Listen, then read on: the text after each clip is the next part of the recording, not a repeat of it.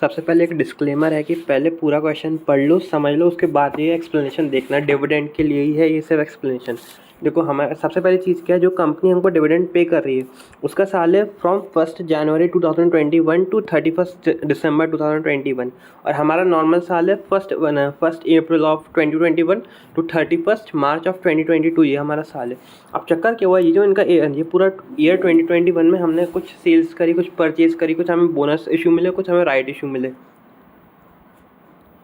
अब जो हमें फाइनल डिविडेंड मिलता है हमारे ओपनिंग बैलेंस पे, वो हमें क्यों मिलता है? क्योंकि वो होता है पोस्ट एक्विजिशन। पोस्ट एक्विजिशन मतलब जिस फॉर एग्जांपल अगर हम लोग डिविडेंड बांट रहे हैं, कोई कंपनी डिविडेंड बांट रही है 31 मार्च 21 को ख़त्म होने वाले ईयर पे, तो हम देखेंगे कि भैया उस टाइम पे जो 31 मार्च से पहले हमारे शेयर थे किस बंदे के पास है, उसे हम लोग फाइनल डिविडेंड बांटेंगे। और वो फाइनल डिविडेंड जब हम लोग रिकॉर्ड करेंगे AS13 के हिसाब से, तो अपने डिविडेंड कॉलम में रिकॉर्ड करेंगे।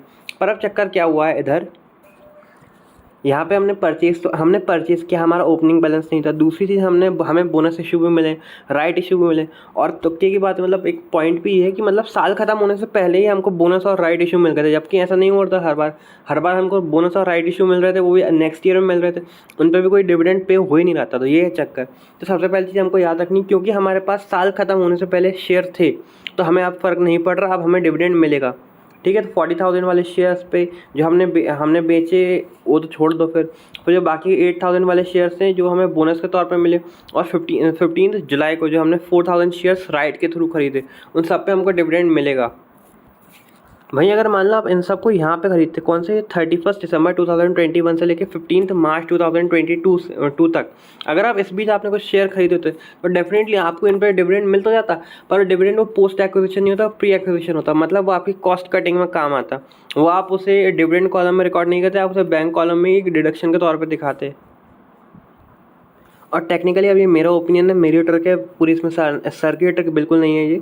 अगर मान लो आपका ईयर भी 31 अपने कौन से 1 जनवरी से लेकर 31 दिसंबर तक होता, तो आप 31 दिसंबर को छोड़ के नेक्स्ट डे पे यानी 1 जनवरी को आप क्या दिखाते हैं? आपका ओपनिंग बैलेंस क्या होगा कि 40,000 माइनस 8,000 प्लस 8,000 प्लस 4,000 यानी 44,000 आपका ओपनिंग बैलेंस होता। 44,000 अगर आपका ओपनिंग बैलेंस है तो उस पर जो डिविडेंड मिलेगा वो आपका पूरा पोस्ट एक्विजिशन डिविडेंड होगा, और उसे आप अपने डिविडेंड कॉलम में दिखाते हैं। तो ये वाली बात समझ गए कि हमें पूरा का पूरा डिविडेंड हमको मिलेगा इन सारे के सारे शेयर्स पे। अब दूसरी चीज़ क्या है? दूसरी चीज़ ये है कि भैया हमारा क्वेश्चन है उसमें साफ साफ लिखा हुआ है कि हमको डिविडेंड तो सारे शेयर्स पर देना, पर जो हमने मतलब पोस्ट एक्विजिशन वाले बोनस शेयर थे और राइट इशू वाले शेयर थे, उन पर कोई डिविडेंड नहीं बन रहा है। जब उन पर कोई डिविडेंड बन ही नहीं रहा है, तो हम लोग साफ साफ सिर्फ 32,000 वाले शेयर्स पे हम लोग 15% की रेट से डिविडेंड पे करेंगे।